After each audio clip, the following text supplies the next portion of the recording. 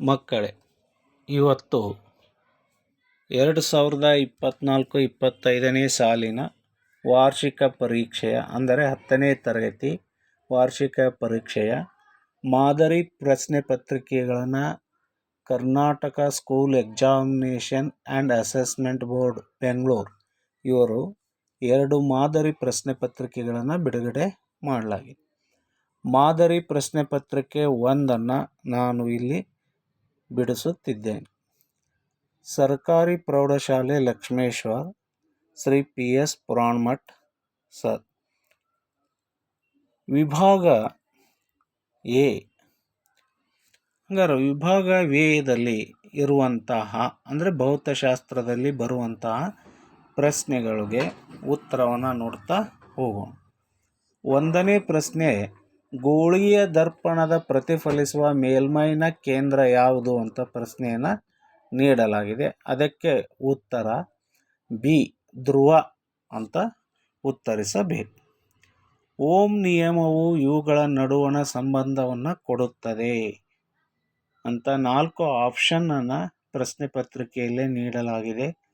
ಇದಕ್ಕೆ ವಿದ್ಯುತ್ ಪ್ರವಾಹ ಮತ್ತು ವಿಭವಾಂತರ ಎಂಬುದು ಸೂಕ್ತವಾದಂಥ ಉತ್ತರ, ಅಂದರೆ ಆಪ್ಷನ್ ಸಿ ಇದೆ. 3ನೇ ಪ್ರಶ್ನೆ, ವಿದ್ಯುತ್ ಮಂಡಲದಲ್ಲಿ ಉಪಯೋಗಿಸುವ ರಿಯೋಸ್ಟ್ಯಾಟ್ನ ಅಂದರೆ ಬದಲಾಯಿಸಬಹುದಾದ ರೋಧ ಚಿಹ್ನೆ ರಚನೆಯನ್ನು ಬರೆಯಿರಿ, ಚಿತ್ರವನ್ನು ಬರೆಯಿರಿ ಎಂದಿದ್ದಾರೆ. ಇದಕ್ಕೆ ಪೂರಕವಾದಂಥ ರಚನೆ ರೋಧವನ್ನು ಬರೆದು ಬಾಣದ ಗುರುತು ಮೇಲ್ಮುಖ ಅಥವಾ ಕೆಳಮುಖದ ಒಂದು ಬಾಣದ ಗುರುತನ್ನು ಬರೆದರೆ ಆಯಿತು. 4ನೇ ಪ್ರಶ್ನೆ, ಕಾಂತೀಯ ಬಲರೇಖೆಗಳ ಯಾವುದಾದರೂ 2 ಗುಣಗಳನ್ನು ಬರೆಯಿರಿ ಅಂತ ಕೇಳಿದ್ದಾರೆ. ಅದಕ್ಕೆ ಪೂರಕವಾದಂಥ ಉತ್ತರ 1ನೇದ್ದು ಒಂದಕ್ಕೊಂದು ಛೇದಿಸುವುದಿಲ್ಲ ಅಂದರೆ ಕೂಡುವುದಿಲ್ಲ. ಕಾಂತೀಯ ಬಲರೇಖೆಗಳು ಸದಾ ಉತ್ತರ ಧ್ರುವದಿಂದ ದಕ್ಷಿಣ ಧ್ರುವದ ಕಡೆಗೆ ಚಲಿಸುತ್ತವೆ. 2 ಇಷ್ಟು 2 ಅಂಶವನ್ನು ಬರೆಯಬೇಕು. 5ನೇ ಪ್ರಶ್ನೆ, ದೂರದೃಷ್ಟಿ ಎಂದರೇನು ಅಂದರೆ ಹೈಪರ್ಮೆಟ್ರೋಪಿಯಾ ಎಂದರೇನು? ಈ ದೋಷ ಉಂಟಾಗಲು ಇರುವಂಥ 2 ಕಾರಣಗಳನ್ನು ಹೆಸರಿಸಿ ಅಂತ ಕೊಟ್ಟಿದ್ದಾರೆ. ದೂರದೃಷ್ಟಿ ಉಂಟಾಗಲು ಸಾಮಾನ್ಯವಾಗಿ ಇರುವಂಥ ಕಾರಣಾಂಶಗಳು: ಬೆಳಕಿನ ಕಿರಣಗಳು ರೆಟಿನಾದ ಹಿಂದೆ ಕೇಂದ್ರೀಕೃತವಾಗಿರುತ್ತವೆ, ಕಣ್ಣುಗುಡ್ಡೆ ಚಿಕ್ಕದಾಗಿರುತ್ತದೆ, ಮಸೂರದ ಸಂಗಮ ದೂರ ಉದ್ದವಾಗಿರುತ್ತದೆ. ಇದು ಕಾರಣ. ಹೈಪರ್ ಮೆಟ್ರೋಪಿಯಾ ಎಂದರೆ ದೂರದ ವಸ್ತುಗಳು ಸ್ಪಷ್ಟವಾಗಿ ನಾವು ನೋಡಬಹುದು, ಆದರೆ ಹತ್ತಿರದ ಸಮೀಪದ ವಸ್ತುಗಳನ್ನು ನಾವು ನೋಡಲು ಆಗುವುದಿಲ್ಲ. ಇದನ್ನು ದೂರದೃಷ್ಟಿ ದೋಷ ಅಂತ ಕರಿತೇವೆ. ನೆಕ್ಸ್ಟ್ 6ನೇ ಪ್ರಶ್ನೆ, ಕೆಳಗೆ ಕೊಟ್ಟಿರುವ ಮಂಡಲದ ಚಿತ್ರವನ್ನು ಗಮನಿಸಿ ಕೊಟ್ಟಿರುವ ಪ್ರಶ್ನೆಗಳಿಗೆ ಉತ್ತರಿಸಿ. ಅಲ್ಲಿ ವೃತ್ತಾಕಾರದ ಪಥದಲ್ಲಿ X ಮತ್ತು Y ಎಂಬ ಬಿಂದುವಿನಲ್ಲಿ ಕಾಂತಕ್ಷೇತ್ರವು ಯಾವ ದಿಕ್ಕಿನಲ್ಲಿರುತ್ತದೆ ಅಂತ ಪ್ರಶ್ನೆಯನ್ನು ಕೇಳಲಾಗಿದೆ. ಇನ್ನೊಂದು ಉಪಪ್ರಶ್ನೆ, ಕಾಂತಕ್ಷೇತ್ರದ ದಿಕ್ಕನ್ನು ನಿರ್ಧರಿಸಲು ಸಹಾಯ ಮಾಡಿದ ನಿಯಮ ಯಾವುದು ಅಂತ 2 ಪ್ರಶ್ನೆಗಳನ್ನು ನೀಡಲಾಗಿದೆ. ಇಲ್ಲಿ ಎಲ್ಲ ದಿಕ್ಕಿನಲ್ಲಿ ಅಂತ ಬರೆದರೂ ಸಹ ನಡೆಯುತ್ತದೆ, ಆದರೆ ಇಲ್ಲಿ ನಾವು ಪುಸ್ತಕದಲ್ಲಿ ತೋರಿಸಿರುವಂಥ ರೇಖಾಚಿತ್ರದಲ್ಲಿ ನೇರವಾಗಿ ಅಂತ ನಾವು ಹೇಳ್ತೀವಿ, ಆದರೆ ಇದನ್ನು X ಮತ್ತು Y ಬಿಂದುಗಳು ಅಂದರೆ ಎಲ್ಲ ದಿಕ್ಕು ಅಂತಲೇ ನಾವು ಹೇಳಬೇಕಾಗ್ತದೆ. ಯಾಕೆ ವೃತ್ತೀಯ ಪಥದಲ್ಲಿ ಚಲಿಸುವುದರಿಂದ. ನಿಯಮ ಬಲಗೈ ಹೆಬ್ಬೆರಳು ನಿಯಮ. ಗ್ರಹ ವಿದ್ಯುತ್ ಮಂಡಲದಲ್ಲಿ ವಿದ್ಯುತ್ ಉಪಕರಣಗಳನ್ನು ಸಮಾನಾಂತರವಾಗಿ ಸಂಪರ್ಕಿಸುವುದು ಉತ್ತಮ. ಈ ಕ್ರಮಕ್ಕೆ 2 ಕಾರಣಗಳನ್ನು ಕೊಡಿ ಅಂತ 7ನೇ ಪ್ರಶ್ನೆಯಲ್ಲಿ ನೀಡಲಾಗಿದೆ. 1ನೇದ್ದು, ಪ್ರತಿಯೊಂದು ಉಪಕರಣಗಳು ಸಮಾನಾಂತರ ವಿಭವಾಂತರವನ್ನು ಹೊಂದಲು ಜೋಡಣೆ ಮಾಡಬೇಕಾಗಿರುವುದರಿಂದ. 2ನೇದ್ದು, ಸಜೀವ ಮತ್ತು ತಟಸ್ಥ ತಂತಿಯನ್ನು ಪ್ರತಿಯೊಂದು ಸಾಧನಗಳಿಗೆ ಜೋಡಿಸಲು ಅನುಕೂಲವಾಗುತ್ತದೆ. ಈ 2 ಅಂಶವನ್ನು ಬರೆಯಬೇಕು. 8ನೇ ಪ್ರಶ್ನೆ, ಒಂದು ವಸ್ತುವನ್ನು P ನ ಮಸೂರದ 2F1ನಲ್ಲಿ ಇರಿಸಿದಾಗ ಉಂಟಾಗುವ ಪ್ರತಿಬಿಂಬವನ್ನು ತೋರಿಸುವ ರೇಖಾಚಿತ್ರವನ್ನು ಬರೆಯಿರಿ. ಉಂಟಾದ ಪ್ರತಿಬಿಂಬದ ಸ್ಥಾನ ಮತ್ತು ಸ್ವಭಾವವನ್ನು ತಿಳಿಸಿ ಅಂತ ಪ್ರಶ್ನೆ ನೀಡಲಾಗಿದೆ. ಇಲ್ಲಿ ಚಿತ್ರವನ್ನು ಕೊಟ್ಟಿದೆ. ಪ್ರತಿಬಿಂಬವು ಉಂಟಾಗಿರುವಂಥ ಸ್ಥಾನ 2F1ನಲ್ಲಿ 2F2ದಲ್ಲಿ ಪ್ರತಿಬಿಂಬದ ಸ್ವರೂಪ ಸತ್ಯ ಪ್ರತಿಬಿಂಬ, ತಲೆ ಕೆಳಗಾದಂಥ ಪ್ರತಿಬಿಂಬ, ವಸ್ತುವಿನಷ್ಟೇ ಗಾತ್ರವನ್ನು ಹೊಂದಿರುತ್ತದೆ. 9ನೇ ಪ್ರಶ್ನೆ, ಬೆಳಕಿನ ವರ್ಣ ವಿಭಜನೆ ಎಂದರೇನು? ನಿಸರ್ಗದಲ್ಲಿ ಕಾಣುವ ಕಾಮನಬಿಲ್ಲಿನಲ್ಲಿ ಉಂಟಾಗುವಿಕೆ ಹೇಗೆ ವಿವರಿಸಿ ಅಂತ ಕೇಳಿದ್ದಾರೆ. ಟಿಂಡಾಲ್ ಪರಿಣಾಮ ಎಂದರೇನು? ಶುಭ್ರ ಆಕಾಶ ಬಣ್ಣವು ನೀಲಿಯಾಗಿದೆ ಏಕೆ ವಿವರಿಸಿ. ಇಲ್ಲಿ ಅಥವಾ ಪ್ರಶ್ನೆಯನ್ನು ಕೊಡಲಾಗಿದೆ. ಬೆಳಕಿನ ವರ್ಣ ವಿಭಜನೆ ಎಂದರೆ ಬೆಳಕಿನ ಕಿರಣಗಳನ್ನು ಪಟ್ಟಕದ ಮೂಲಕ ಹಾಯಿಸಿದಾಗ ಅದು ತನ್ನ 7 ಘಟಕ ಕಿರಣಗಳನ್ನಾಗಿ ವಿಭಜಿಸಲ್ಪಡುತ್ತದೆ. ಇದನ್ನು ವರ್ಣ ವಿಭಜನೆ ಅಂತ ಕರೀತಾರೆ. ವಿಬ್ಜಿಆರ್ ಕಾಮನಬಿಲ್ಲಿನಲ್ಲಿ ಉಂಟಾಗಲು ಪ್ರಮುಖವಾದಂಥ ಕಾರಣ ಬೆಳಕಿನ ಕಿರಣದ ವಕ್ರೀಭವನವೇ ಕಾರಣ. ಅಥವಾ ಪ್ರಶ್ನೆ ಇರೋದರಿಂದ ಟಿಂಡಾಲ್ ಪರಿಣಾಮ ಎಂದರೇನು? ಕಲೀಲ ದ್ರಾವಣದ ಮೂಲಕ ಬೆಳಕಿನ ಪುಂಜವನ್ನು ಕಿರಣಗಳನ್ನು ಹಾಯಿಸಿದಾಗ ಕಲೀಲದ ಕಣಗಳು ಬೆಳಕಿನ ಕಿರಣವನ್ನು ಚದುರುವಂತೆ ಮಾಡುತ್ತವೆ. ಈ ವಿದ್ಯಮಾನಕ್ಕೆ ಟಿಂಡಾಲ್ ಪರಿಣಾಮ ಎನ್ನುವರು. ವಾತಾವರಣದಲ್ಲಿನ ಕಣಗಳು ಸೂರ್ಯನ ಕಿರಣದಲ್ಲಿನ ನೀಲಿ ಕಿರಣಗಳನ್ನು ಹೆಚ್ಚು ಚದುರುವಂತೆ ಮಾಡುತ್ತದೆ ಮತ್ತು ಕಡಿಮೆ ತರಂಗಾಂತರ ಹೊಂದಿರುವುದರಿಂದ ಆಕಾಶ ನೀಲಿಯಾಗಿ ನಮಗೆ ಗೋಚರವಾಗುತ್ತದೆ. 10ನೇ ಪ್ರಶ್ನೆ, ವಿದ್ಯುತ್ ಪ್ರವಾಹವಿರುವ ವಾಹಕವನ್ನು ಕಾಂತಕ್ಷೇತ್ರದಲ್ಲಿ ಇರಿಸಿದಾಗ ಅದು ಯಾಂತ್ರಿಕ ಬಲವನ್ನು ಅನುಭವಿಸುತ್ತದೆ ಎಂದು ತೋರಿಸುವ ಒಂದು ಪ್ರಯೋಗವನ್ನು ವಿವರಿಸಿ ಅಂತ ಕೇಳಿದರೆ, ನಿಮ್ಮ ಪಠ್ಯ ಪುಸ್ತಕದಲ್ಲಿರುವಂತಹ ಚಿತ್ರ 13.12 ಬಗ್ಗೆ ಚಿತ್ರವನ್ನು ತೆಗೆಯೋದಿಲ್ಲ, ವಿವರಣೆಯನ್ನು ನೀಡಬೇಕು. ಒಂದು ಕುದುರೆ ಲಾಳಾಕೃತಿ ಕಾಂತ, ಆಧಾರ ಸ್ತಂಭ, ಅಲ್ಯೂಮಿನಿಯಂ ತಂತಿ, ವಾಹಕ ತಂತಿ, ಕೀ, ಬ್ಯಾಟರಿ ಇವು ಸಲಕರಣೆಗಳಾಗಿದ್ದು ಇವುಗಳ ಜೋಡಣೆಯ ಬಗ್ಗೆ ವಿವರಣೆಯನ್ನು ನೀಡಿ ಅದು ವಾಹಕದ ಮೂಲಕ ವಿದ್ಯುತ್ ಪ್ರವಾಹವನ್ನು ಹರಿಸಿದಾಗ ವಾಹಕದ ದಂಡವು ವಿಚಲನೆ ಹೊಂದುತ್ತದೆ. ಇದರ ಆಧಾರದ ಮೇಲೆ ಈ ಪ್ರಯೋಗವನ್ನು ವಿವರಣೆ ನೀಡಬೇಕು. 11ನೇ ಪ್ರಶ್ನೆ, ಬೆಳಕಿನ ವಕ್ರೀಭವನದ ನಿಯಮಗಳನ್ನು ನಿರೂಪಿಸಿ. ಸೀಮೆ ಎಣ್ಣೆಯಲ್ಲಿ ಚಲಿಸುತ್ತಿರುವ ಬೆಳಕಿನ ಕಿರಣವು ಓರೆಯಾಗಿ ನೀರನ್ನು ಪ್ರವೇಶಿಸುತ್ತದೆ. ಆ ಬೆಳಕಿನ ಕಿರಣವು ಲಂಬದ ಕಡೆಗೆ ಬಾಗುವುದು ಅಥವಾ ಲಂಬದಿಂದ ದೂರ ಬಾಗುವುದು ಏಕೆ ಅಂತ ಕೊಟ್ಟಿದ್ದಾರೆ. ಇಲ್ಲಿ ನೀರು ಮತ್ತು ಸೀಮೆ ಎಣ್ಣೆಯ ವಕ್ರೀಭವನ ಸೂಚ್ಯಂಕವನ್ನು ನೀಡಲಾಗಿದೆ. 1.33 ನೀರಿದ್ದು, ಸೀಮೆ ಎಣ್ಣೆದು 1.44. ಇಲ್ಲಿ ಎರಡು ನಿಯಮಗಳನ್ನು ಬರೆದು ಸಾಮಾನ್ಯವಾಗಿ ಬೆಳಕಿನ ವಕ್ರೀಭವನದ ನಿಯಮವನ್ನು ಬರಿಬೇಕು. ಹಾಗೆಯೇ ಲಂಬದ ಕಡೆಯಿಂದ ದೂರ ಬಾಗುತ್ತದೆ ಏಕೆಂದರೆ ನೀರಿಗಿಂತ ಸೀಮೆ ಎಣ್ಣೆಯ ಸಾಂದ್ರತೆ ಹೆಚ್ಚು ಮತ್ತು ವಕ್ರೀಭವನ ಸೂಚ್ಯಂಕವು ಹೆಚ್ಚು ಇದೆ. ಇದರಿಂದ ಸೀಮೆ ಎಣ್ಣೆಯಿಂದ ನೀರಿನ ಕಡೆಗೆ ಚಲಿಸಿದಾಗ ಬೆಳಕಿನ ಕಿರಣ ಹೆಚ್ಚು ದೂರ ಬಾಗುತ್ತದೆ ಅಂತ ಬರೀಬೇಕು. ನೆಕ್ಸ್ಟ್, ಪ್ರತಿಫಲನದ ನಿಯಮ ಬರೆಯಿರಿ ಅಂತ ಕೇಳಿದ್ದಾರೆ. ಪ್ರತಿಫಲನದ 2 ನಿಯಮಗಳನ್ನು ಬರೆಯಬೇಕು. 12ನೇ ಪ್ರಶ್ನೆ,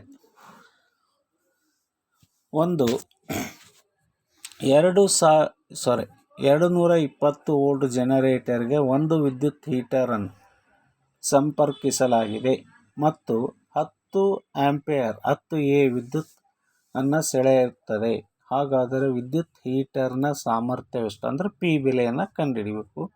ಈ ವಿದ್ಯುತ್ ಹೀಟರನ್ನು ದಿನಕ್ಕೆ 8 ಗಂಟೆಗಳಂತೆ 30 ದಿನಗಳವರೆಗೆ ಬಳಸಿದಾಗ ಉಪಯೋಗಿಸಿದಾಗ 1 ಕಿಲೋವ್ಯಾಟ್ ಅವರ್ಗೆ ರೂಪಾಯಿರಂತೆ ತಗುಲುವ ಒಟ್ಟು ವೆಚ್ಚ ಅಂದರೆ ಖರ್ಚಾಗುವಂಥ ಹಣ ಎಷ್ಟು ಅನ್ನೋದನ್ನು ಲೆಕ್ಕಾಚಾರ ಮಾಡಬೇಕು. ಇಲ್ಲಿ ಲೆಕ್ಕವನ್ನು ಸೂತ್ರವನ್ನು ಬಳಕೆ ಮಾಡಿಕೊಂಡು ಲೆಕ್ಕಾಚಾರವನ್ನು ಮಾಡಲಾಗಿದೆ. P=VI ಸೂತ್ರವನ್ನು ಬಳಕೆ ಮಾಡಿಕೊಳ್ಳಬೇಕು. ಆಮೇಲೆ E=P×T ಬಳಕೆ ಮಾಡಿಕೊಂಡು ಲೆಕ್ಕಾಚಾರ ಮಾಡಿದಾಗ ತಗುಲುವ ಒಟ್ಟು ವೆಚ್ಚ 2640 ರೂಪಾಯಿಗಳು ಆಗುತ್ತದೆ. ನೆಕ್ಸ್ಟ್ ವಿಭಾಗ ಬಿ ರಸಾಯನಶಾಸ್ತ್ರ. ನೀರಿನ ವಿದ್ಯುತ್ ವಿಭಜನೆಯಿಂದ ಹೈಡ್ರೋಜನ್ ಮತ್ತು ಆಕ್ಸಿಜನ್ ಅನಿಲಗಳು ಉಂಟಾಗುವ ಕ್ರಿಯೆ ಯಾವುದು? ಅಂತರುಷ್ಣ ಕ್ರಿಯೆ, ಸ್ಥಾನಪಲ್ಲಟ ಕ್ರಿಯೆ, ಬಹಿರುಷ್ಣ ಕ್ರಿಯೆ, ರೆಡಾಕ್ಸ್ ಕ್ರಿಯೆ ಅಂತ 4 ಆಪ್ಷನ್ ಕೊಡಲಾಗಿದೆ. ಇದಕ್ಕೆ ಉತ್ತರ ಎ ಅಂತರುಷ್ಣ ಕ್ರಿಯೆ. ಆಲ್ಕೀನ್ 5ನೇ ಸದಸ್ಯನ ಅಣುವಿನಲ್ಲಿರುವ ಕಾರ್ಬನ್ ಮತ್ತು ಹೈಡ್ರೋಜನ್ ಪರಮಾಣುಗಳ ಸಂಖ್ಯೆ 5 ಮತ್ತು 10, 5 ಮತ್ತು 12, 6 ಮತ್ತು 12, 6 ಮತ್ತು 6. ಇಲ್ಲಿ ಸೂತ್ರವನ್ನು ಬಳಕೆ ಮಾಡಿಕೊಂಡು ಲೆಕ್ಕಾಚಾರ ಮಾಡಿದಾಗ 5 ಮತ್ತು 10 ಸರಿಯಾದ ಉತ್ತರ ಎ. ಕಾರ್ಬನ್ ಇತರೆ ಕಾರ್ಬನ್ ಪರಮಾಣುಗಳೊಂದಿಗೆ ಬಂಧಗಳನ್ನು ಏರ್ಪಡಿಸಿಕೊಂಡು ಬೃಹತ್ ಅಣುಗಳನ್ನು ಕೊಡುವ ಕಾರ್ಬನ್ ಗುಣ ಏನಂತವೆ? 15ನೇ ಪ್ರಶ್ನೆಯಲ್ಲಿ ಕೊಡಲಾಗಿದೆ. ಇದಕ್ಕೆ ಸರಿಯಾದ ಉತ್ತರ ಕೆಟನೀಕರಣ. ಕಮಟುವಿಕೆಯನ್ನು ಹೇಗೆ ತಡೆಗಟ್ಟುವಿರಿ ಅಂತ ಪ್ರಶ್ನೆಯನ್ನು ಕೇಳಲಾಗಿದೆ. ಆಂಟಿ ಆಕ್ಸಿಡೆಂಟ್ಗಳ ಬಳಕೆ ಅಥವಾ ನೈಟ್ರೋಜನ್ ಅನಿಲವನ್ನು ತುಂಬುವುದು ಇದಕ್ಕೆ ಸೂಕ್ತವಾದಂಥ ಉತ್ತರ. ಆಮ್ಲಶಾಮಕ pH ಮೌಲ್ಯವು 7ಕ್ಕಿಂತ ಹೆಚ್ಚು ಕಾರಣ ಕೊಡಿ ಅಂತ ಪ್ರಶ್ನೆಯನ್ನು ಕೇಳಲಾಗಿದೆ. ಯಾಕಂದರೆ ಆಮ್ಲವನ್ನು ತಟಸ್ಥೀಕರಣಗೊಳಿಸಬೇಕಾದರೆ ಹೈಡ್ರಾಕ್ಸಿಲ್ ಅಯಾನುವನ್ನು ಹೊಂದಿರತಕ್ಕಂಥ ಪ್ರತ್ಯಾಮ್ಲೀಯ ಗುಣವನ್ನು ಹೊಂದಿರತಕ್ಕಂಥ ಈ ಒಂದು pHನ ಮೌಲ್ಯ 7ಕ್ಕಿಂತ ಹೆಚ್ಚಿದ್ದರೆ ಹೈಡ್ರಾಕ್ಸಿಲ್ ಅಯಾನುಗಳ ಸಂಖ್ಯೆ ಹೆಚ್ಚು ಇರುತ್ತದೆ. ಇದನ್ನೇ ನಾವು ಆಮ್ಲವನ್ನು ತಟಸ್ಥಕಾರ ಮಾಡಬೇಕಾದರೆ ಪ್ರತ್ಯಾಮ್ಲವನ್ನು ಬಳಕೆ ಮಾಡಬೇಕು. 18ನೇ ಪ್ರಶ್ನೆ. ಎಥೆನಾಲ್ ಅನ್ನು ಎಥೆನೋಯಿಕ್ ಆಮ್ಲವನ್ನಾಗಿ ಪರಿವರ್ತಿಸುವುದನ್ನು ಉತ್ಕರ್ಷಣ ಕ್ರಿಯೆ ಎನ್ನುತ್ತಾರೆ, ಏಕೆ ಅಂತ ಪ್ರಶ್ನೆಯನ್ನು ಕೇಳಲಾಗಿದೆ. ಇಲ್ಲಿ ಆಲ್ಕೋಹಾಲ್ ಅಂದರೆ ಎಥೆನಾಲನ್ನು ಎಥೆನೋಯಿಕ್ ಆಮ್ಲವನ್ನಾಗಿ ಪರಿವರ್ತನೆ ಮಾಡಿದಾಗ ಆಲ್ಕೋಹಾಲನ್ನು ನಾವು ಉತ್ಕರ್ಷಣ ಕ್ರಿಯೆಗೆ ಗುರಿಪಡಿಸಿದಾಗ ಸಂಪೂರ್ಣ ಉತ್ಕರ್ಷಣೆ ಜೊತೆಗೆ ಆಲ್ಕೋಹಾಲ್ಗಳು ಕಾರ್ಬಾಕ್ಸಿಲಿಕ್ ಆಮ್ಲಗಳಾಗಿ ಪರಿವರ್ತಿಸಿ ಆಮ್ಲಜನಕವನ್ನು ಪಡೆಯುತ್ತವೆ. ಅದರಿಂದ ಇದನ್ನು ಉತ್ಕರ್ಷಣ ಕ್ರಿಯೆ ಎಂದು ಹೇಳುತ್ತೇವೆ. 19ನೇ ಪ್ರಶ್ನೆ. ರಚನಾ ಸಮಾಂಗಿಗಳು ಎಂದರೇನು? ಬ್ಯೂಟೇನ್ನ ರಚನಾ ಸಮಾಂಗಿಗಳನ್ನು ಬರೆಯಿರಿ ಅಥವಾ ಕ್ರಿಯಾ ಗುಂಪು ಎಂದರೇನು? ಪ್ರೊಪೆನಾಲ್ ಮತ್ತು ಪ್ರೊಪೆನಾಲ್ನಲ್ಲಿರುವ ಕ್ರಿಯಾ ಗುಂಪುಗಳನ್ನು ಹೆಸರಿಸಿ ಅಂತ ಪ್ರಶ್ನೆಯನ್ನು ನೀಡಲಾಗಿದೆ. ಇಲ್ಲಿ 2ರ ಅಣುಸೂತ್ರವನ್ನು ಬರೆದಾಗ OH ಇದು ಕ್ರಿಯಾ ಗುಂಪು ಆಗಿರುತ್ತದೆ. ಕ್ರಿಯಾ ಗುಂಪು ಅಂದರೆ ಹೈಡ್ರೋಜನ್ ಸ್ಥಾನಪಲ್ಲಟಗೊಳಿಸುವ ಕಾರ್ಬನ್ ಸಂಯುಕ್ತದ ಒಂದು ಗುಂಪನ್ನು ಕ್ರಿಯಾ ಗುಂಪು ಎನ್ನುವರು. ಇಲ್ಲಿ 2ರ ಕ್ರಿಯಾ ಗುಂಪು OH ಆಗಿರುತ್ತದೆ. ಆಮ್ಲ ಮತ್ತು ಪ್ರತ್ಯಾಮ್ಲಗಳ ಸ್ವಭಾವವನ್ನು ಪತ್ತೆ ಹಚ್ಚಲು ನೀಲಿ ಲಿಟ್ಮಸ್ ಮತ್ತು ಕೆಂಪು ಲಿಟ್ಮಸ್ ಕಾಗದಗಳು ಹೇಗೆ ಸಹಕಾರಿಯಾಗಿದೆ ಎಂಬುದನ್ನು 20ನೇ ಪ್ರಶ್ನೆಯಲ್ಲಿ ಕೇಳಲಾಗಿದೆ. ಆಮ್ಲವಿದ್ದರೆ ನೀಲಿ ಲಿಟ್ಮಸ್ಸು ಕೆಂಪು ಬಣ್ಣಕ್ಕೆ ತಿರುಗುತ್ತದೆ. ಪ್ರತ್ಯಾಮ್ಲವಿದ್ದರೆ ಕೆಂಪು ಬಣ್ಣದಿಂದ ನೀಲಿ ಲಿಟ್ಮಸ್ಗೆ ಬದಲಾವಣೆ ಆಗುತ್ತೆ. ಇದರ ಆಧಾರದ ಮೇಲೆ ಆಮ್ಲ ಪ್ರತ್ಯಾಮ್ಲಗಳನ್ನು ವಿಂಗಡಿಸಲಾಗುವುದು, ಪತ್ತೆ ಹಚ್ಚಲಾಗುವುದು. 21ನೇ ಪ್ರಶ್ನೆ. ಪರ್ಯಾಪ್ತ ಹೈಡ್ರೋಕಾರ್ಬನ್ಗಳು ಮತ್ತು ಅಪರ್ಯಾಪ್ತ ಹೈಡ್ರೋಕಾರ್ಬನ್ಗಳ ನಡುವಣ ಯಾವುದಾದರೂ 2 ವ್ಯತ್ಯಾಸಗಳನ್ನು ಬರೆಯಿರಿ ಅಂತ ಕೊಟ್ಟಿದ್ದಾರೆ. ಪರ್ಯಾಪ್ತ ಹೈಡ್ರೋಕಾರ್ಬನ್ ಕಾರ್ಬನ್ ಪರಮಾಣುಗಳ ನಡುವೆ ಏಕಬಂಧ ಕಡಿಮೆ ಕ್ರಿಯಾಶೀಲತೆ ಹೊಂದಿದೆ, ಇದು 2 ಅಂಶ. ಅಪರ್ಯಾಪ್ತದ್ದು ಕಾರ್ಬನ್ ಪರಮಾಣುಗಳ ನಡುವೆ ದ್ವಿಬಂಧ ಅಥವಾ ತ್ರಿಬಂಧ ಇರುತ್ತದೆ, ಹೆಚ್ಚು ಕ್ರಿಯಾಶೀಲವಾಗಿವೆ. ಕ್ರಿಯಾಶೀಲವಾಗಿವೆ. ಯಾವುದು ಅಪರ್ಯಾಪ್ತ. ಕಡಿಮೆ ಕ್ರಿಯಾಶೀಲವಾಗಿರುವುದು ಪರ್ಯಾಪ್ತ ಹೈಡ್ರೋಕಾರ್ಬನ್ಗಳು. 22ನೇ ಪ್ರಶ್ನೆ, ಲೋಹದ ಮೇಲೆ ಹಬೆಯ ವರ್ತನೆಯನ್ನು ತೋರಿಸುವ ಉಪಕರಣದ ಜೋಡಣೆಯ ಚಿತ್ರವನ್ನು ಬರೆದು ಕೆಳಗಿನ ಭಾಗಗಳನ್ನು ಹೆಸರಿಸಿ. ಲೋಹದ ಚೂರು ಮತ್ತು ಹೈಡ್ರೋಜನ್ ಅನಿಲ ಇವುಗಳನ್ನು ಹೆಸರಿಸಿ ಅಂತ ಕೊಟ್ಟಿದ್ದಾರೆ. ವಿಸರ್ಜನಾ ನಳಿಕೆಯಲ್ಲಿ ಲೋಹದ ಚೂರು, ನೆಕ್ಸ್ಟ್ ಹೈಡ್ರೋಜನ್ ಅನಿಲ ಸಂಗ್ರಹಣವಾಗಿರ್ತಕ್ಕಂಥ ಭಾಗ, ಇವೆರಡನ್ನು ಹೆಸರಿಸಿ ಅಂತ ಕೊಟ್ಟಿದ್ದಾರೆ. ಕೆಳಗಿನ ರಾಸಾಯನಿಕ ಕ್ರಿಯೆಗಳಿಗೆ ಸರಿದೂಗಿಸುವ ರಾಸಾಯನಿಕ ಸಮೀಕರಣಗಳನ್ನು ಬರೆಯಿರಿ ಅಂತ 23 ಪ್ರಶ್ನೆಯಲ್ಲಿ 3 ಸಮೀಕರಣ ಅಂದರೆ ವಾಕ್ಯವನ್ನು ನೀಡಲಾಗಿದೆ, ಅದಕ್ಕೆ ಪೂರಕವಾದಂಥ ಸಮೀಕರಣವನ್ನು ನಾವು ಬರೆಯಬೇಕು. ನೈಸರ್ಗಿಕ ಅನಿಲದ ದಹನ ಕ್ರಿಯೆ. ಇಲ್ಲಿ ನೈಸರ್ಗಿಕ ಅನಿಲದ ಪ್ರಮುಖವಾಗಿ ಮೀಥೇನನ್ನು ನಾವು ಬಳಕೆ ಮಾಡಿಕೊಳ್ಳುವುದರಿಂದ CH4 ಪ್ಲಸ್ 2O2 ಬಾಣದ ಗುರುತು CO2 ಪ್ಲಸ್ 2H2O ಪ್ಲಸ್ ಉಷ್ಣ ಮತ್ತು ಲೈಟ್ ಬೆಳಕು. ಒಂದನೇದ್ದು ಪೊಟ್ಯಾಷಿಯಂ ಲೋಹದ ನೀರಿನೊಂದಿಗೆ ವರ್ತನೆ 2K ಪ್ಲಸ್ 2H2O ಬಾಣದ ಗುರುತು 2KOH ಪ್ಲಸ್ H2. ಮೂರನೇದು ತಾಮ್ರದ ಸಲ್ಫೇಟ್ ದ್ರಾವಣದೊಂದಿಗೆ ಕಬ್ಬಿಣ ವರ್ತಿಸಿದೆ, ಅದಕ್ಕೆ ಪೂರಕವಾದ ಸಮೀಕರಣ Fe ಪ್ಲಸ್ CuSO4 ಅಂದರೆ ತಾಮ್ರದ ಸಲ್ಫೇಟ್ ಬಾಣದ ಗುರುತು FeSO4 ಪ್ಲಸ್ Cu. ಇಷ್ಟು ಸಮೀಕರಣಗಳು ಇವಾಗಿ. ಅಥವಾ ಪ್ರಶ್ನೆ ಇರೋದರಿಂದ ಬೇರಿಯಂ ಕ್ಲೋರೈಡ್ ದ್ರಾವಣವು ಅಲ್ಯೂಮಿನಿಯಂ ಸಲ್ಫೇಟ್ ದ್ರಾವಣದೊಂದಿಗೆ ವರ್ತಿಸುವ ಕ್ರಿಯೆಯು ಯಾವ ವಿಧದ ರಾಸಾಯನಿಕ ಕ್ರಿಯೆಯಾಗಿದೆ? ಈ ಕ್ರಿಯೆಗೆ ಸರಿಯಾದ ರಾಸಾಯನಿಕ ಸಮೀಕರಣ ಬರೆಯಿರಿ ಅಂತ ಪ್ರಶ್ನೆಯನ್ನು ಕೊಡಲಾಗಿದೆ.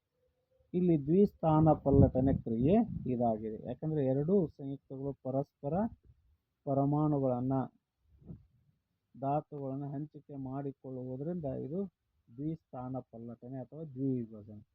Barium chloride BaCl2 plus aluminium sulphate AlSO4 ಬಾಣದ ಗುರುತು BaSO4 ಪ್ಲಸ್ AlCl2 ಅಂದರೆ BaCl2 Alಗೆ Cl ಅನ್ನು ಬಿಟ್ಟುಕೊಡುತ್ತೆ, AlSO4 SO4 ಅನ್ನು ಬೇರಿಯಂಗೆ ಬಿಟ್ಟು ಕೊಟ್ಟು ಪರಸ್ಪರ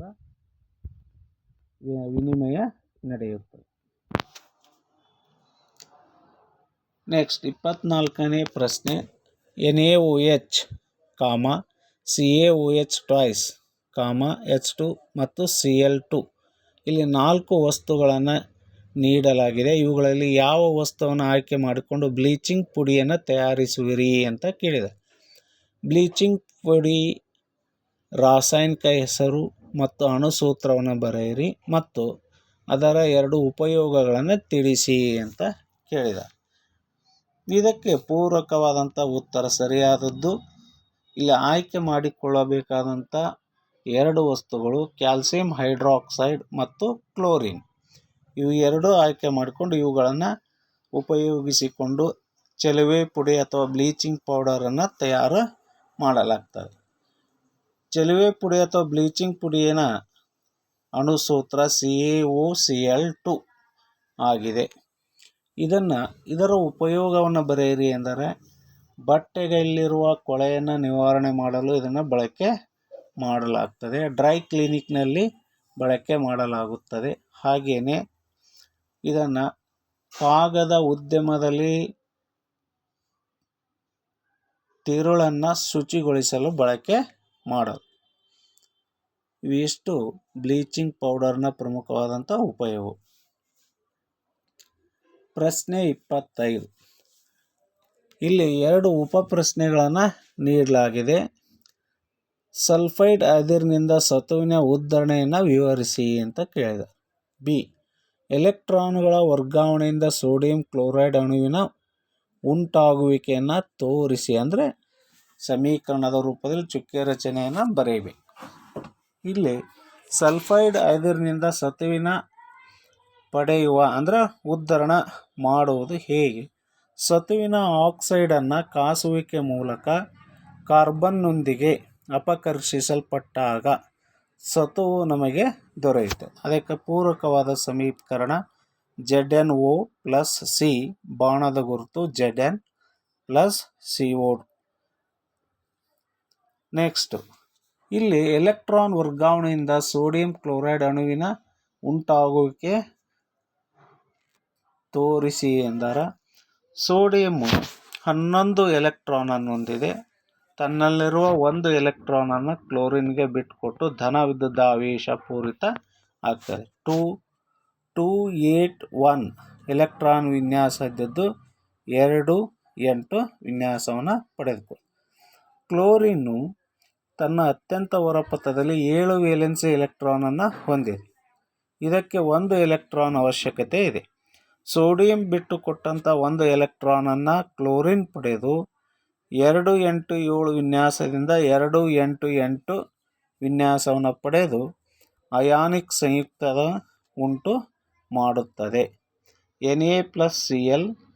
Na ಎಲೆಕ್ಟ್ರಾನ್ ಬಿಟ್ಟು ಕೊಡುವುದರಿಂದ ಧನ ವಿದ್ಯುದಾವೇಶವಾಗಿ, ಕ್ಲೋರಿನ್ ಎಲೆಕ್ಟ್ರಾನ್ ಅನ್ನು ಪಡೆಯುವುದರಿಂದ ಋಣ ವಿದ್ಯುದಾವೇಶ ಪೂರಿತ ಅಯಾನ್ ಆಗಿ ಪರಿವರ್ತನೆ ಆಗ್ತವೆ. ಇವು ಎರಡು ಪರಸ್ಪರ ಎಲೆಕ್ಟ್ರಾನ್ಗಳ ಹಂಚಿಕೆಯಿಂದ ಬಂಧ ಏರ್ಪಟ್ಟು ಸೋಡಿಯಂ ಕ್ಲೋರೈಡ್ ಅಂದರೆ NaCl ಉಂಟಾಗುತ್ತದೆ.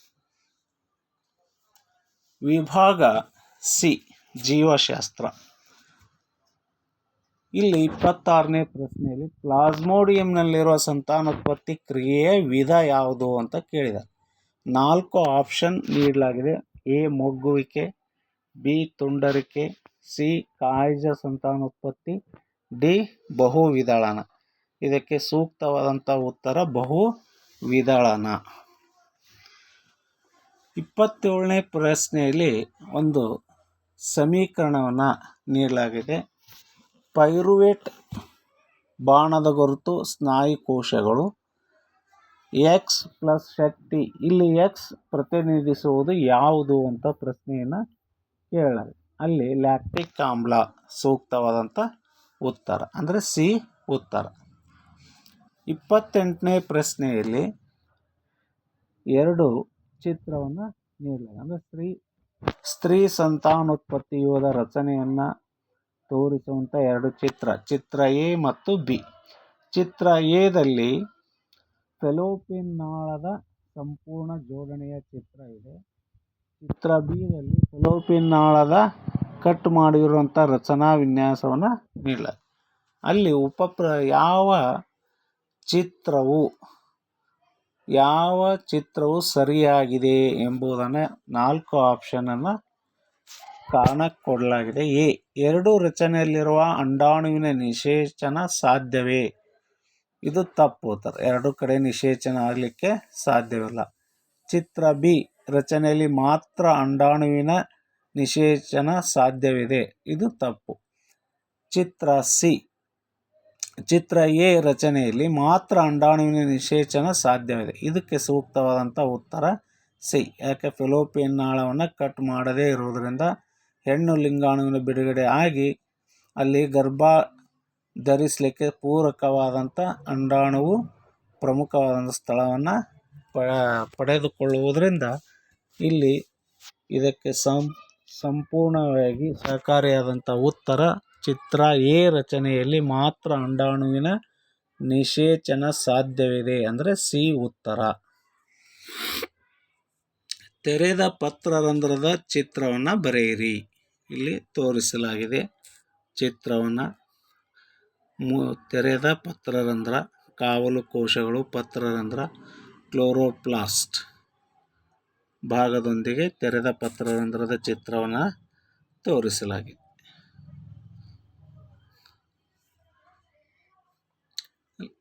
30ನೇ ಪ್ರಶ್ನೆ. ಲೈಂಗಿಕ ಸಂತಾನೋತ್ಪತ್ತಿಯು ಹೆಚ್ಚು ಭಿನ್ನತೆಗಳಿಂದ ಕೂಡಿದೆ ಏಕೆ ಅಂತ ಕೇಳಿದೆ. ಗಂಡು ಮತ್ತು ಹೆಣ್ಣು ಲಿಂಗಾಣುಗಳು ವಿಭಿನ್ನವಾಗಿದ್ದು ಭಿನ್ನತೆಗಳು ಕಂಡುಬರುತ್ತವೆ. ನೆಕ್ಸ್ಟ್, ಜೈವಿಕ ವಿಘಟನೀಯವಲ್ಲದ ವಸ್ತುಗಳ ಬಳಕೆಯನ್ನು ಮಿತಗೊಳಿಸಬೇಕು ಅಂದರೆ ಕಡಿಮೆ ಮಾಡಬೇಕು ಏಕೆ ಅಂತ ಕೇಳಿದೆ. ಹೌದು, ಯಾಕಂದರೆ ಪರಿಸರವನ್ನು ಸುಸ್ಥಿರವಾಗಿ ಕಾಪಾಡಿಕೊಂಡು ಬರಬೇಕಾದ್ರೆ ಇವುಗಳ ಬಳಕೆಯನ್ನು ಮಿತಗೊಳಿಸುವುದು ಸೂಕ್ತ. 32ನೇ ಪ್ರಶ್ನೆ, ಓಜೋನ್ ಪದರವು ಹೇಗೆ ಉಂಟಾಗಿದೆ? ಓಜೋನ್ ಪದರದ ರಕ್ಷಣೆ ಅಗತ್ಯವಾಗಿದೆ, ಏಕೆ? ಕಾರಣ ಕೊಡಿ ಅಂತ. ಆಕ್ಸಿಜನ್ನ 3 ಪರಮಾಣುಗಳಿಂದ ಓಜೋನ್ ರಚನೆಯಾಗಿದೆ. ಇದರ ರಕ್ಷಣೆಯ ಅವಶ್ಯಕತೆ ಏಕೆಂದರೆ ಇದು ಭೂಮಿಯನ್ನು ನೇರಳಾತೀತ ಕಿರಣಗಳಿಂದ ರಕ್ಷಿಸುತ್ತದೆ. ಕ್ಯಾನ್ಸರ್ನಂಥ ರೋಗಗಳನ್ನು ಉಂಟು ಮಾಡುವುದರಿಂದ ಓಜೋನ್ ಪದರ ರಕ್ಷಣೆ ನಮ್ಮೆಲ್ಲರ ಆದ್ಯತೆ ಆಗಿದೆ. ಇದು ಅಥವಾ ಪ್ರಶ್ನೆ ಇದೆ, ಜಲ ಪರಿಸರ ವ್ಯವಸ್ಥೆಯ ಆಹಾರ ಸರಪಳಿಗೆ ಒಂದು ಉದಾಹರಣೆ ಕೊಡಿ. 3ನೇ ಪೋಷಣಾ ಸ್ತರದಲ್ಲಿ ಜೀವಿಗಳ ಸಂಖ್ಯೆಯು ಹೆಚ್ಚಾದರೆ ಇದು ಆ ಆಹಾರ ಸರಪಳಿಯ ಮೇಲೆ ಹೇಗೆ ಪರಿಣಾಮವನ್ನು ಉಂಟು ಮಾಡುತ್ತದೆ ಅಂತ ಪ್ರಶ್ನೆ ಕೇಳಿದೆ. ಕೆರೆ ನೀರಿನಲ್ಲಿ ಸೂಕ್ಷ್ಮ ಸಸ್ಯ ಪ್ಲಾಂಟ್ಸ್ಗಳು ಇರುತ್ತವೆ. ಇವುಗಳನ್ನು ಭಕ್ಷಣೆ ಮಾಡಿ ಬದುಕುವಂಥವು ದೇಹದ ಪೋಷಣೆ ಮಾಡಿಕೊಳ್ಳುವ ಸಣ್ಣ ಮೀನುಗಳು. ಸಣ್ಣ ಮೀನುಗಳನ್ನು ತಿಂದು ಬದುಕುವಂಥವು ದೊಡ್ಡ ಮೀನುಗಳು. ದೊಡ್ಡ ಮೀನುಗಳನ್ನು ತಿಂದು ಬದುಕುವಂಥವು ತಿಮಿಂಗಲ. ಹೀಗೆ ಈ ಒಂದು ಆಹಾರ ಸರಪಳಿಯಲ್ಲಿ 3ನೇ ಆಹಾರ ಸರಪಳಿ ಅಂದರೆ 3ನೇ ಹಂತದ ಜೀವಿಗಳು ಸಂಖ್ಯೆ ಹೆಚ್ಚಾದರೆ 3ನೇ ಸ್ತರದ, ಇಲ್ಲಿ ಕೆಳಗಿನ 2 1ನೇ ಸ್ತರದ ಸಂಖ್ಯೆ ಕಡಿಮೆ ಆಗುತ್ತದೆ. ಇವುಗಳ ಸಂಖ್ಯೆ ಕಡಿಮೆ ಆದರೆ ಇವು 3ನೇ ಹಂತದ ಜೀವಿಗಳಿಗೆ ಆಹಾರ ದೊರೆಯದೆ ನಶಿಸಿ ಹೋಗುತ್ತವೆ. ಇದು ಕಾರಣ. 33ನೇ ಪ್ರಶ್ನೆ, ದುಂಡಾದ ಬೀಜವನ್ನು ಉತ್ಪಾದಿಸುವ RR ಬಟಾಣಿ ಸಸ್ಯವನ್ನು ಸುಕ್ಕಾದ ಬೀಜವನ್ನು ಉತ್ಪಾದಿಸುವ ಸ್ಮಾಲ್ RR ಬಟಾಣಿ ಸಸ್ಯದೊಂದಿಗೆ ಸಂಕರಣಗೊಳಿಸಲಾಗಿದೆ. F2 ಪೀಳಿಗೆಯಲ್ಲಿ ದೊರೆಯುವ ಫಲಿತಾಂಶವನ್ನು ಚೆಕ್ಕರ್ ಬೋರ್ಡಿನ ಸಹಾಯದೊಂದಿಗೆ ತಿಳಿಸಿ. ಸಸ್ಯ ವಿಧದ ಜೀನ್ ನಮೂನೆ ಅನುಪಾತವನ್ನು ಬರೆಯಿರಿ ಅಂತ ಕೇಳಿದ್ದಾರೆ. ಇಲ್ಲಿ RRನಿಂದ 1 ಸ್ಮಾಲ್ rನಿಂದ 1 ಅಂಶವನ್ನು ತೆಗೆದುಕೊಂಡಾಗ ಅವು ಲಿಂಗಾಣುಗಳಾಗ್ತವೆ. ಅವುಗಳನ್ನು ಕ್ರಾಸಿಂಗ್ ಮಾಡಿದಾಗ ನಮಗೆ ದೊರೆಯುವಂಥ ಒಂದು ಅನುಪಾತ 1:2:1 ಅಂದರೆ 1 ಶುದ್ಧ ದುಂಡನೆಯ 2 ಅಶುದ್ಧ ದುಂಡನೆಯ 1 ಶುದ್ಧ ಸುಕ್ಕಾದ ಬೀಜ.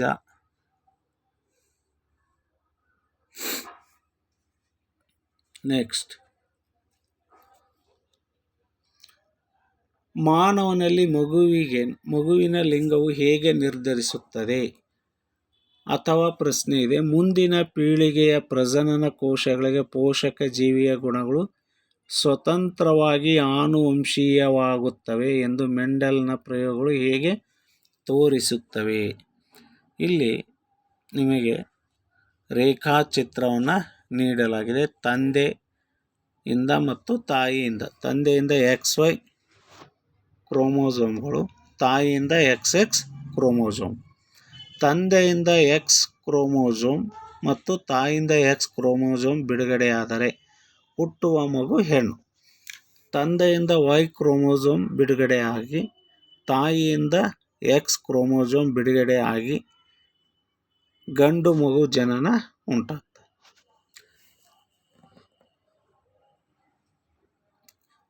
ಲೈಂಗಿಕ ಸಂತಾನೋತ್ಪತ್ತಿ ನಡೆಸುವ ಜೀವಿಗಳಲ್ಲಿ 2 ಪ್ರತಿಗಳು ಜೀನ್ಸ್ಗಳು ಇರುವುದು.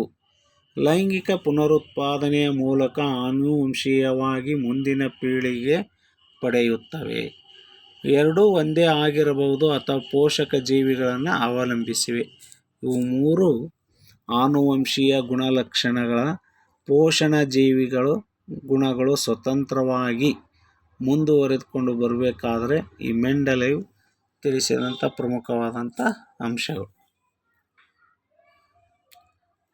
ನೆಕ್ಸ್ಟ್ 35ನೇ ಪ್ರಶ್ನೆ, ನಿರ್ದಿಷ್ಟ ದಿಕ್ಕಿನ ಕಡೆಗೆ ಸಸ್ಯಗಳ ತೋರಿಕೆ ಚಲನೆಯಲ್ಲಿ ದ್ಯುತಿ ಅನುವರ್ತನೆ, ಸ್ಪರ್ಶಾನುವರ್ತನೆ, ರಾಸಾಯನಿಕ ಅನುವರ್ತನೆ ಇವುಗಳ ಸಮನ್ವಯತೆ ಬಗ್ಗೆ ಬರೆಯಿರಿ ಎಂದರು. ಅಥವಾ ನಮ್ಮ ದೇಹದಲ್ಲಿ ಇನ್ಸುಲಿನ್, ಈಸ್ಟ್ರೋಜನ್, ಥೈರಾಕ್ಸಿನ್ ಹಾರ್ಮೋನ್ಗಳ ಪಾತ್ರವೇನು ಅಂತ ಕೇಳಿದೆ. ಇಲ್ಲಿ ದ್ಯುತಿ ಅನುವರ್ತನೆ ಬೆಳಕಿನ ಕಡೆಗೆ ಚಲಿಸುವುದು. ಸ್ಪರ್ಶ ಮಾಡಿದಾಗ ಉಂಟಾಗುವಂಥ ಪ್ರತಿಕ್ರಿಯೆ, ರಾಸಾಯನಿಕ ಅನುವರ್ತನೆ. ಇವು ಮೂರು ನಡೆಯಬೇಕಾದರೆ ಸಸ್ಯದ ದೇಹದಲ್ಲಿ ಬಿಡುಗಡೆಯಾಗುವ ವಿದ್ಯುದಾವೇಶಗಳ ಪ್ರಚೋದನೆಯಿಂದ ನಡೆಯುತ್ತವೆ. ಆದ್ದರಿಂದ ಮೂರು ಚಲನೆಯು ಸಮನ್ವಯಗೊಂಡಿದೆ, ಒಂದೇ ಆಗಿದೆ. ಅಥವಾ ಇನ್ಸುಲಿನ್, ಇದರ ಒಂದು ಉಪಯೋಗ ರಕ್ತದಲ್ಲಿ ಸಕ್ಕರೆ ಮಟ್ಟವನ್ನು ನಿಯಂತ್ರಣ ಮಾಡುವುದು. ಈಸ್ಟ್ರೋಜನ್, ಹೆಣ್ಣು ಸಂತಾನೋತ್ಪತ್ತಿಯ ಅಂಗಗಳ ಬಿಡುಗಡೆ ಮತ್ತು ಋತುಚಕ್ರವನ್ನು ನಿಯಂತ್ರಣ ಮಾಡುವುದು. ಥೈರಾಕ್ಸಿನ್, ಚಯಾಪಚಯ ಕ್ರಿಯೆಯನ್ನು ನಿಯಂತ್ರಿಸುವುದು. ನೆಕ್ಸ್ಟ್ 36ನೇ ಪ್ರಶ್ನೆ. ಪರಕೀಯ ಪರಾಗಸ್ಪರ್ಶ ಎಂದರೇನು? ನಿಷೇಚನದ ನಂತರ ಹೂವಿನಲ್ಲಾಗುವ ಬದಲಾವಣೆಗಳೇನು ಅಂತ ಪ್ರಶ್ನೆಯನ್ನು ಕೇಳಲಾಗಿದೆ. ಒಂದು ಹೂವಿನ ಪರಾಗ ರೇಣುಗಳು ಇನ್ನೊಂದು ಹೂವಿನ ಶಲಾಕಾಗ್ರದ ಮೇಲೆ ವರ್ಗಾವಣೆಯಾಗುವುದನ್ನೇ ಪರಾಗಸ್ಪರ್ಶ ಎನ್ನುವುದು. ಪರಾಗಸ್ಪರ್ಶ ಆಗಿ ನಿಷೇಚನ ಆದ ನಂತರ ಪುಷ್ಪಪತ್ರ, ಹೂದಳ, ಕೇಸರ ಸಮೂಹ ಗುಚ್ಛ ಇತ್ಯಾದಿ ಇವೆಲ್ಲ ಬೇರ್ಪಡುತ್ತವೆ. ಅಂಡಾಶಯ ಭಾಗದಲ್ಲಿ ಹಣ್ಣಾಗಿ ರೂಪ ತಾಳುತ್ತದೆ, ಯುಗ್ಮಜ ರಚನೆ ಆಗುತ್ತೆ. 37ನೇ ಪ್ರಶ್ನೆ. ಮಾನವನ ಮಿದುಳಿನ ರಚನೆಯನ್ನು ತೋರಿಸುವ ಚಿತ್ರವನ್ನು ಬರೆಯಿರಿ. ಕೆಳಗಿನ ಭಾಗಗಳನ್ನು ಹೆಸರಿಸಿ. ಅಂದರೆ ಮಹಾಮಸ್ತಿಷ್ಕ ದೊಡ್ಡ ಮೆದುಳು, ಅನುಮಸ್ತಿಷ್ಕ ಸಣ್ಣ ಮೆದುಳು. ಇಲ್ಲಿ ಚಿತ್ರದಲ್ಲಿ ಭಾಗಗಳನ್ನು ಗುರುತಿಸಲಾಗಿದೆ, ಮಹಾಮಸ್ತಿಷ್ಕ ಮತ್ತು ಅನುಮಸ್ತಿಷ್ಕ.